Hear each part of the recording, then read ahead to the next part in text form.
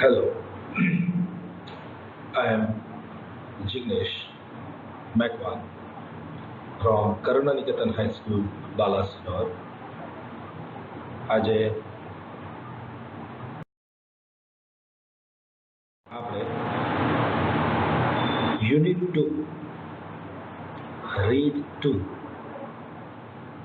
Poem છે જેનું title છે શિપર શિપ જેનું ટાઇટલ છે શિપર શિપ અને આ જે પોએમ છે તે લખવામાં આવી છે હરીન્દ્રનાથ ચટ્ટોપાધ્યાય નામના એક ઇન્ડિયન ઇંગ્લિશ પોએટ દ્વારા. હવે જો હરીન્દ્રનાથ ચટ્ટોપાધ્યાય વિશે જો આપણે જોઈએ તો વાંચું છું. હરીન્દ્રનાથ Chattopadhyay born on 2nd April 1898 and died on 23rd June 1990 was an Indian English poet, a dramatist, an actor, a musician, and a member of the first Lok Sabha from Vijayawada constituency. He was the younger brother of Sarojini Naidu. The government of India awarded him the civilian honor of the Padma Bhushan in 1973. હવે જો આપણે આ જે poet છે તેના વિશે જોઈએ તો સંપૂર્ણ માહિતી મળી જાય છે કે 1898થી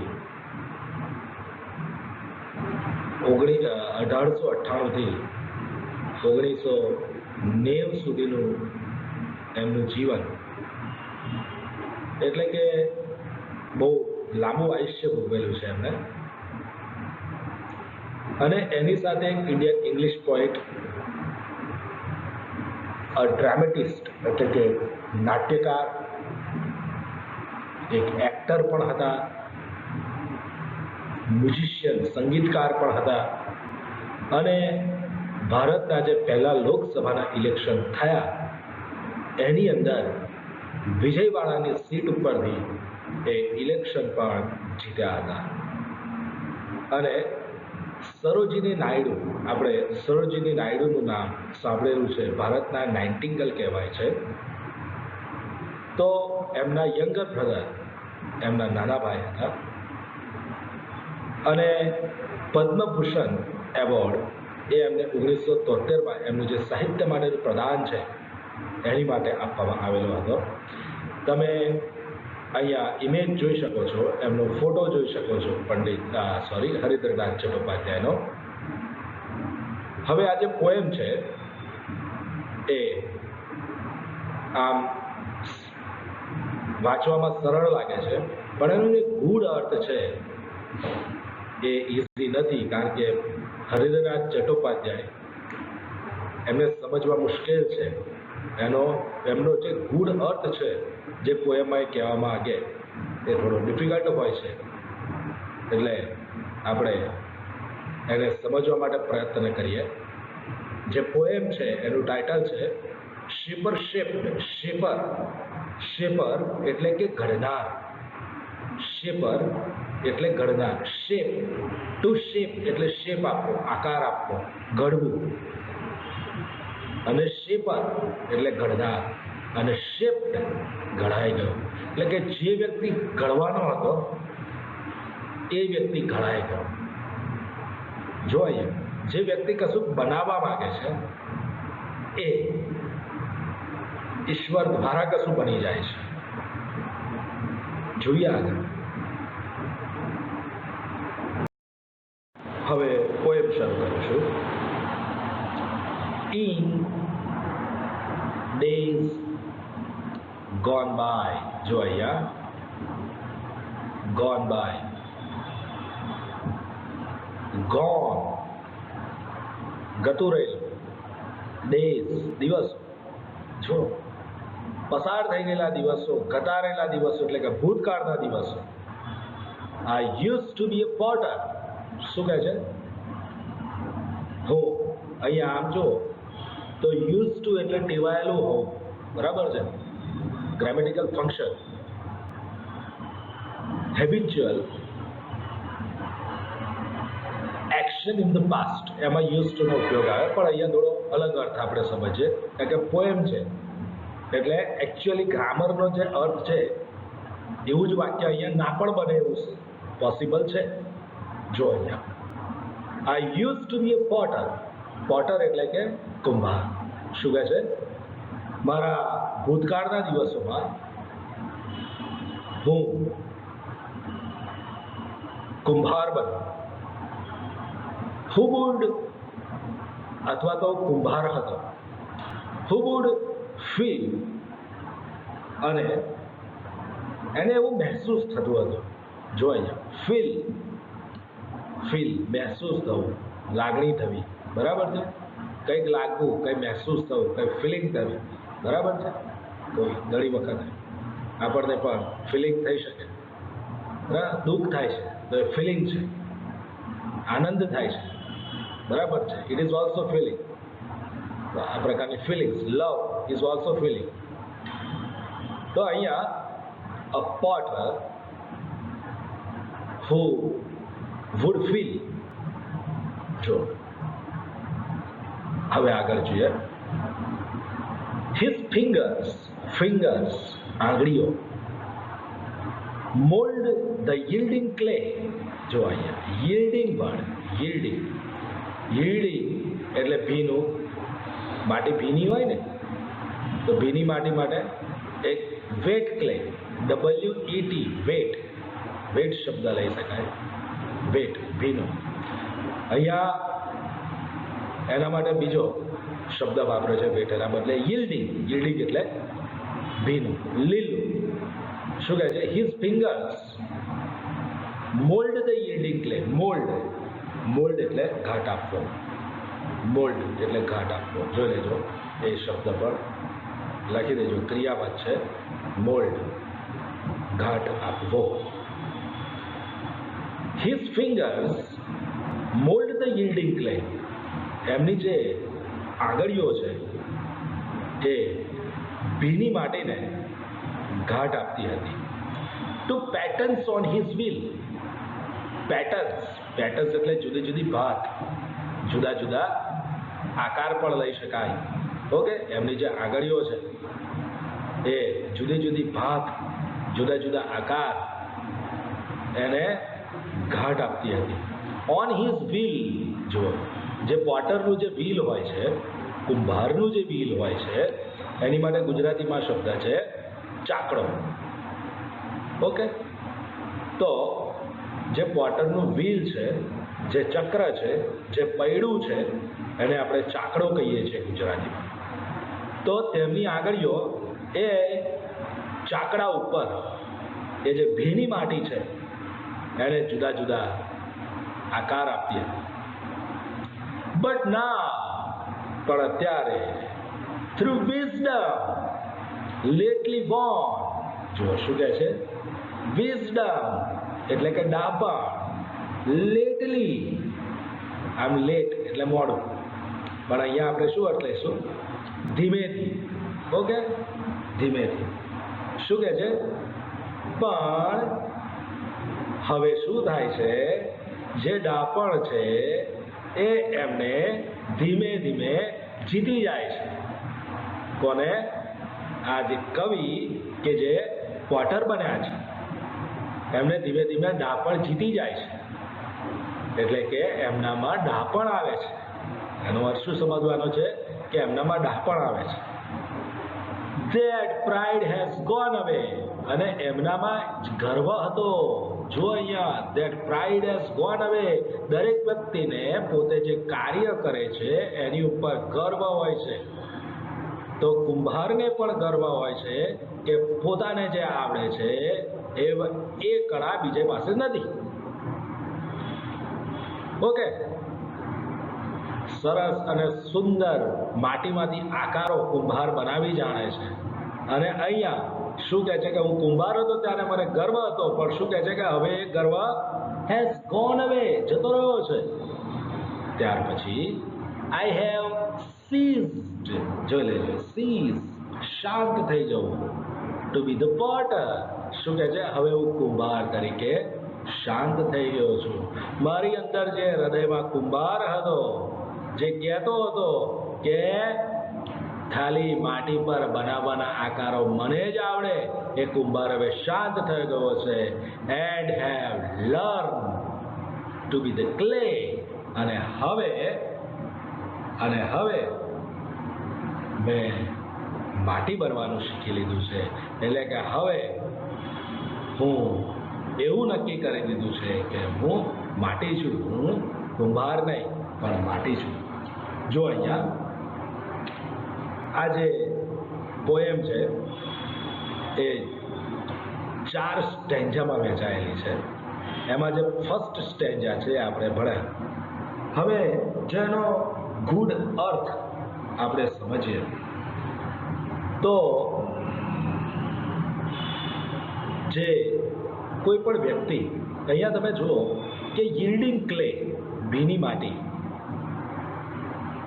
બરાબર છે. કોઈ પણ બાળક નાનું હોય છે ત્યારે આપણે ભીની માટીને જેવો આકાર આપી શકીએ, જેવી રીતે નાના બાળકને પણ એ ભીની માટી જેવું છે, એને પણ જુદા જુદા આકાર આપણે આપી શકીએ છીએ. જેવું બનાવવા ધારીએ એવું બનાવી શકીએ છીએ. પણ એની સાથે બાળકમાં પણ મને આ આવડે છે એવો અહમ હોય છે, ઈગો હોય છે. પણ પછી ધીમે ધીમે બાળકને જેમ મોટું થાય છે એમ એને એ સત્યતાનું ભાન થાય છે કે શું સાચું છે, શું ખોટું છે. તો અહીંયા કવિએ એ જે થોડી ગૂઢતા છે એ અહીંયા બતાવવાનો પ્રયત્ન કરેલો છે. અહીંયા તમે જો જે કવિ, બરાબર છે, જે હરીન્દ્રનાથ ચટ્ટોપાધ્યાય એક બેંગાલી પોએટ છે, યાદ રાખજો, બંગાળના છે. હવે અહીંયા જે કવિ છે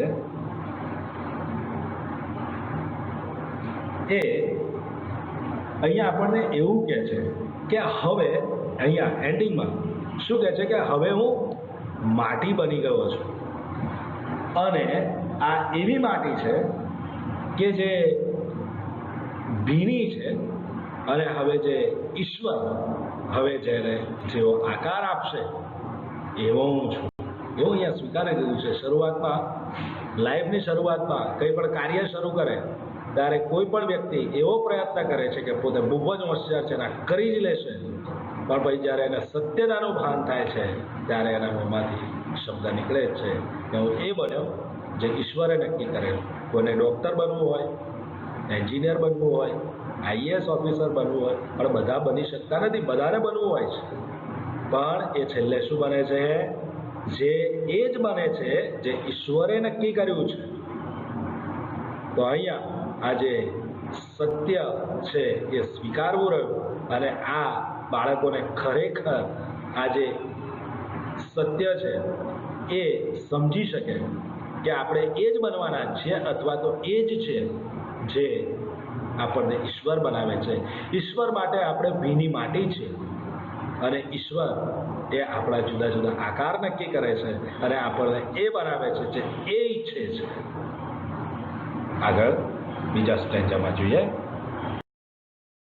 હવે ઇન અધર ડેઝ, બીજા દિવસોમાં, I use to be a poet. શું કહે છે? હું કવિ હતો. પોએટ એટલે કે કવિ. થ્રુ પેન, અને એ કવિ કે જેની પેન દ્વારા, જો અહીંયા સરસ શબ્દ વાપરો છે, ઇન્યુમરેબલ સોંગ્સ, અસંખ્ય ગીતો વુડ કમ. જો એ કવિ હતા, કવિ પણ હતા, અને એમની પેનમાંથી અસંખ્ય ગીતો બહાર નીકળતા હતા, અસંખ્ય ગીતો એ લખતા હતા. To win the hearts of the men. શાની માટે? જે માણસો હોય એમના હૃદયો જીતવા માટે. અને એ અસંખ્ય જે ગીતો છે એનાથી એ માણસોના હૃદય એમણે જીતી લીધેલા. But now through new got knowledge. પણ શું કહે છે?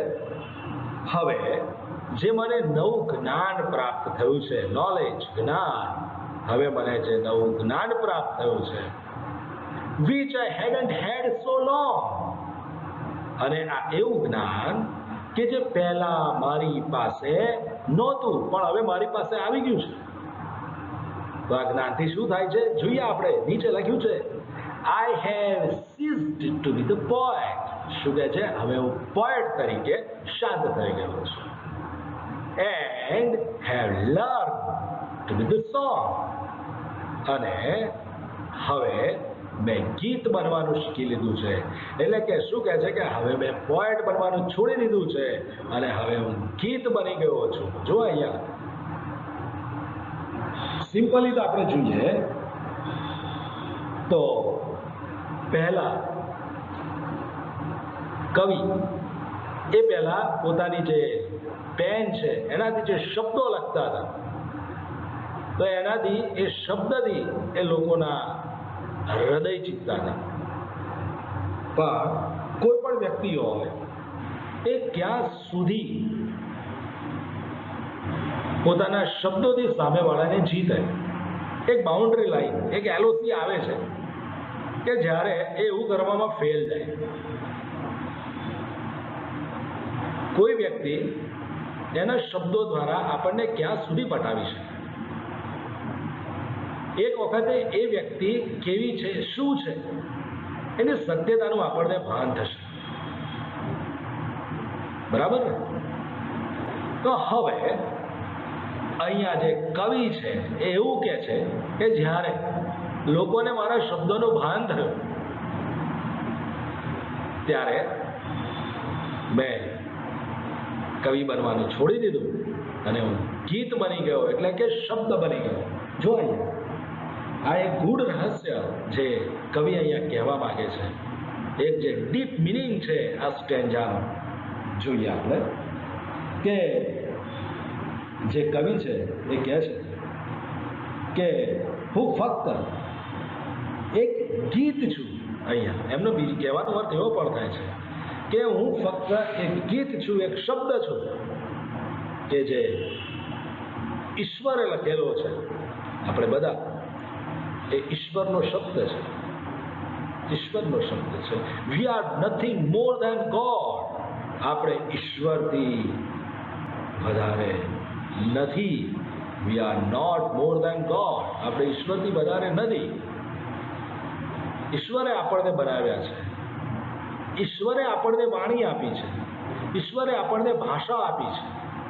We are not greater than God. આપણે ઈશ્વરથી મોટા નથી. અને આ વસ્તુ જીવનમાં હર પળે જો યાદ રાખીએ તો ઈશ્વર આપણને દરેક કાર્યમાં હેલ્પ કરે. પણ શું થાય છે? કોઈ માણસ કંઈક સારું બોલે છે, કંઈક લખે છે, થોડા માર્ક્સ વધારે આવી જાય એટલે એનામાં અહમ આવી જાય છે અને લાઈફના કોઈ સ્ટેજ પર ફેલ જાય છે અને પછી ડિપ્રેશન ને આવા બધા પ્રોબ્લેમ્સ છે એ ફેસ કરવા પડે છે.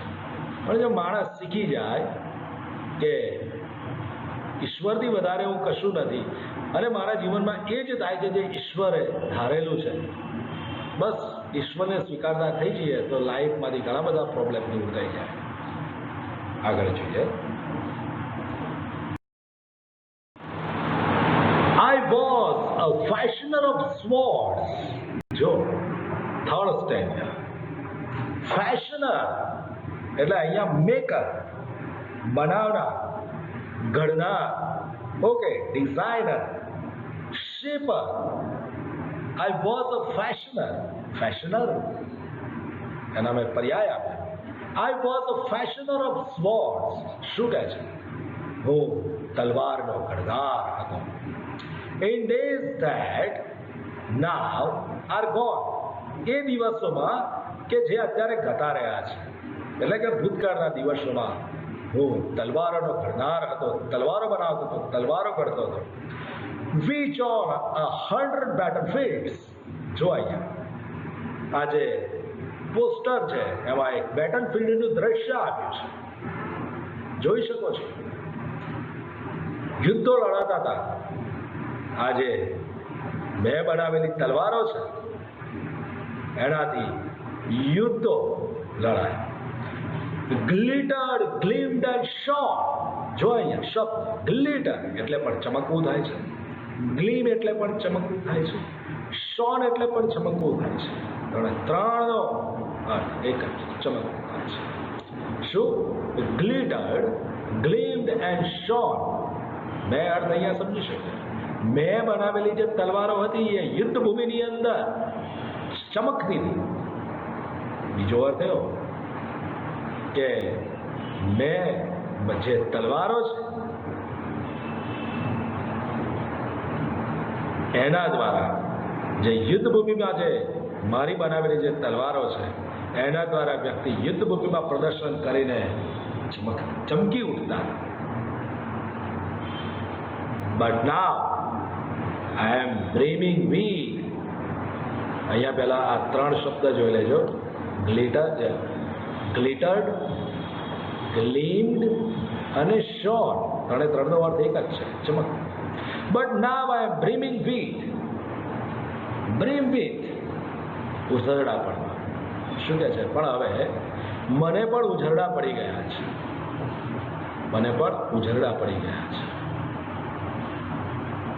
The silence of the lord. જો અહીંયા ઈશ્વરની શાંતિ. શું કહે છે?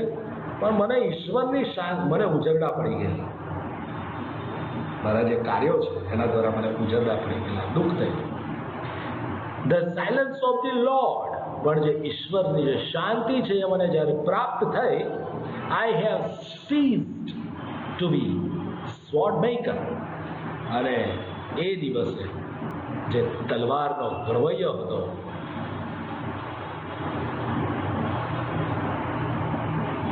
એ બનવાથી મેં શાંતિ કેળવી લીધી. એ બનવાથી મેં શાંતિ કેળવી. મારી અંદર જે તલવારનો ઘડવૈયો હતો એ શાંત થઈ ગયો. જે સ્વોર્ડ મેકર હતો એ શાંત થઈ ગયો. And have learned to be the sword. અને હવે મેં તલવાર બનવાનું શીખી લીધું છે. જે એક જગ્યાએ પડી રહે, એક જગ્યાએ પડી રહે, મ્યાનમાં હોય યા ક્યાંય લટકાવેલી હોય ત્યાં જ સારી છે. તો હવે મેં તલવાર બનવાનું શીખી લીધું છે. જો એક જો આનો જે મિનિંગ છે એ આપણે સમજીએ તો જો કે જે કવિ છે એ એવું કહે છે કે મેં હવે તલવાર બનવાનું શીખી લીધું છે. હવે હું તલવાર બની ગયો છું અને હવે હું એવી તલવાર બની ગયો છું કે જેનો ઉપયોગ એ ઈશ્વર એ પોતાની ઈચ્છા પ્રમાણે કરી શકે છે. Now I am the sword of the Lord. હવે હું ઈશ્વરની તલવાર બની ગયો છું. ઈશ્વર મારો ઉપયોગ કરશે, કોઈ માણસ નહીં કરે. મારો ઉપયોગ કોઈ માણસ નહીં કરે. મોટાભાગે આપણે જોઈએ છે એ ઘણી વખત આપણી લાઈફમાં ઘણા બધા લોકો આપણો ઉપયોગ કરી જાય છે. પણ જો અને જ્યારે ઈશ્વર આપણો ઉપયોગ કરવા આવે છે ત્યારે આપણે ઈશ્વરને આપણો ઉપયોગ કરવા દેતા નથી. અને જે પુણ્ય કમાવાનું છે એ મોકો ગુમાવીએ છીએ. તો અહીંયા આપણે ઈશ્વરની સ્વોર્ડ બનવાનું છે, ઈશ્વરની તલવાર બનવાનું છે, ઈશ્વરને આપણો ઉપયોગ કરવા દેવાનો છે. જો આપણે ઈશ્વરને આપણો ઉપયોગ કરવા દઈએ ને તો લાઈફમાં ઘણી બધી બાબતથી બચી જઈએ. ઘણી બધા જે ખરાબ કાર્યો છે એનાથી બચી જઈએ. આપણે ઈશ્વરની તલવાર બનવાનું છે. જેમ કવિ એ ઈશ્વરની તલવાર બનવાનું શીખી લીધું છે, બસ એ જ રીતે તો પછી આપણે ચમકીશું દરેક જગ્યાએ અને ઈશ્વર આપણને ચમકાવશે.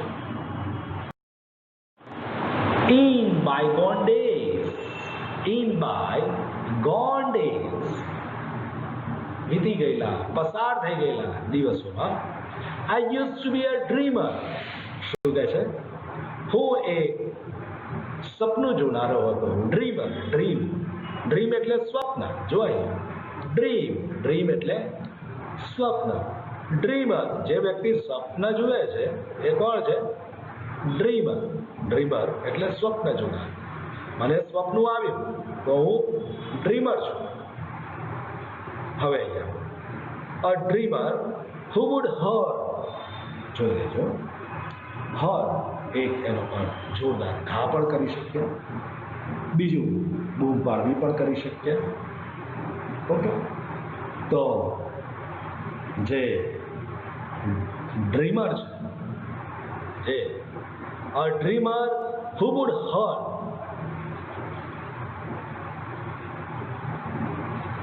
on every side and insolence, જોઈ લેજો, insolence અર્થ લખી દેજો, અન્યાય અથવા તો ગેરરીતિપૂર્ણ, અન્યાય અથવા તો ગેરરીતિપૂર્ણ. અહીંયા જો પોએમમાં અર્થ છે તો એનો ઘમંડ અર્થ લઈ શકીએ છીએ. on every side and insolence, દરેક બાજુએ અન્યાયપૂર્ણ અથવા તો ગેરરીતિપૂર્ણ કાર્ય કરતો હતો. શું કહે છે? હું એક સ્વપ્ન જોનારો માણસ હતો અને દરેક જગ્યાએ મારા જે અન્યાયી કાર્યો છે, મારા જે ગેરરીતિપૂર્ણ કાર્યો છે એની બૂમો પાડતો હતો. એનાથી મારા જે ગેરરીતિપૂર્ણ કાર્યો છે, અન્યાયી કાર્યો છે, એનાથી જ્યાં ને ત્યાં જોરદાર ઘા કરતો હતો. Of Imran and Perl. જો ઇમરાન એટલે કે એમરાન એટલે કે નીલમણિ, બરાબર છે, નીલા કલરનું હોય. અહીંયા તમે જોઈ શકો છો, અહીંયા આ નીલમણીનું ચિત્ર મૂકેલું છે અને પલ મોતી, આ મોતી આવો હોય, બરાબર છે. જો અહીંયા મોતી આવો હોય, મોતી, પલ. ઓકે, હવે અહીંયા શું કહે છે? તો જે કવિ છે એવું કહે છે કે હું અન્યાયી કાર્યો કરતો હતો અને નીલમણિ અને મોતી એ ભેગા કરતો હતો. But now I am kneeling. શું કહે છે? પણ અત્યારે હું ઘૂંટણીએ પડી ગયો છું. નીલ, જો અહીંયા આ એક સ્પોર્ટ્સ પર્સન છે, એની એક ઇમેજ મૂકી છે. એની જે અત્યારે પોઝિશન છે એ કઈ છે? નીલિંગ પોઝિશન છે, બરાબર છે. એ ઘૂંટણીએ પડેલો છે, તમે જોઈ શકો છો. તો આને શું કહે છે? ઘૂંટણીએ પડવું. શું કહે છે? But now I am kneeling at the feet of the supreme એટલે કે ઈશ્વર, ગોડ, લોર્ડ. પણ અત્યારે હું ઈશ્વરના સામું એમના પગોમાં ઘૂંટણીએ પડી ગયો છું. I am seized to be the dreamer. અને એક સ્વપ્ન જોનાર તરીકે, એક ડ્રીમર તરીકે હું શાંત થઈ ગયો છું. હું ડ્રીમર, મારી અંદર જે ડ્રીમર છે એ શાંત થઈ ગયો છે. And have learn to be the dream. અને હવે મેં સ્વપ્ન બનવાનું શીખી લીધું છે. અને હવે મેં એક સ્વપ્ન બનવાનું શીખી લીધું છે. જો આપણે આ જે પોએમ છે એનું થોડું વધારે ડીપમાં જઈએ તો ઈશ્વરે આપણને જે લાઈફ આપી છે, જે જવાબદારી આપી છે, એનાથી વિપરીત જ હંમેશા માણસનું વર્તન હોય છે. તો અહીંયા પોએટ એ આપણને થોડું સમજાવે છે. એ બીજી એક વખત શોર્ટમાં સમજી લઈએ કે જે કવિ છે એ અહીંયા એક પ્રાઇડ વિશે વાત કરે છે, ગર્વ અથવા તો ઘમંડ વિશે વાત કરે છે, જે દરેકે દરેક માણસની અંદર હોય છે. અને આ માણસની અંદર જે ઘમંડ છે ને એના કારણે વ્યક્તિ કદી ઈશ્વરની જે શક્તિ છે એની પ્રશંસા કરી શકતો જ નથી. કેમ? કારણ કે પોતાને પ્રશંસા કરવામાં વ્યસ્ત હોય છે. પણ ઈશ્વરની ઈચ્છા પ્રમાણે આપણે જીવીએ, આપણે જીવન જીવીએ એ બહુ જરૂરી બાબત છે. અને જો આપણે આપણું જે જીવન છે એને ફ્રૂટફુલ બનાવવું હોય, ફળદાયી બનાવવું હોય, તો પછી આપણે જે ઈશ્વર છે એમની ઈચ્છા પ્રમાણે જીવવું ખૂબ જ જરૂરી છે. તો અહીંયા માણસે એની અંદર જે ક્રિમિનલ ટેન્ડન્સીસ છે એને છોડી દેવી જોઈએ, તો જ એ ઈશ્વર જે પ્રમાણે કહે છે એ પ્રમાણે એક ફળદાયી જીવન જીવી શકે. એક કવિનો જે આ પોએમ છે એ લખવાનો એક બીજો ઉદ્દેશ એ પણ છે કે થોડું મેં બીજા લેખક જે બીજા રાઇટર્સ છે એમના જે વ્યૂઝ છે એ બધું વાંચ્યું, તો એમાં એક વ્યક્તિએ એવું પણ કહ્યું છે કે પંડિત હરિન્દ્રનાથ એમને પોતાની જે એબિલિટી હતી એની પર બહુ ગર્વ હતો અને એને એનો બહુ ઘમંડ હતો. અને ખરેખર એમનામાં સારી એબિલિટી, યોગ્યતાઓ હતી, એ બહુ વિદ્વાન હતા.